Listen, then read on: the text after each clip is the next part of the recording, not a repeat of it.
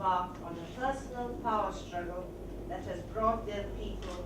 The deadly mix of recrimination, hate speech, and revenge killings that has developed relentlessly over the past 4.5 months seems to be reaching boiling point, and I have been increasingly concerned that neither South Sudan's political leaders nor the international community at large seem to perceive quite how dangerous the situation now is. The extent to which political and military leaders.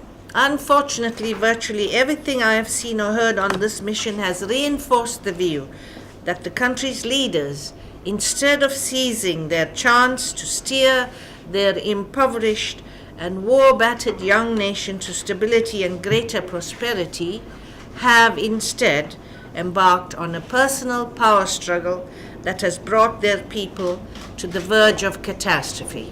1.2 million people displaced inside South Sudan. Current and future investigations will inevitably examine the extent to which political and military leaders either knew, should have known, or failed to take all necessary and reasonable measures to prevent war crimes and crimes against humanity committed by themselves or by subordinates under their effective authority and control. 12,500, but contributing countries have still not. The conflict has meant that this planting season will almost certainly be missed, with devastating results on the country's food supplies.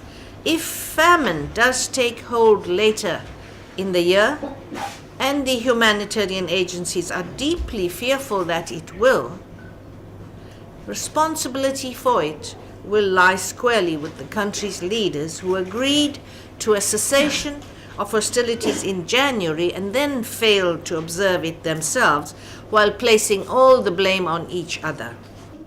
To be reaching boiling point, and I have been increasingly concerned that neither South Sudan.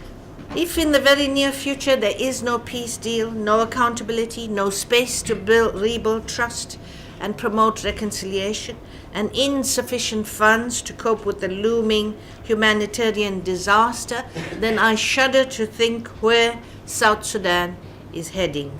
After so many decades of conflict and economic neglect, the South Sudanese deserve better than this, especially from their own leaders.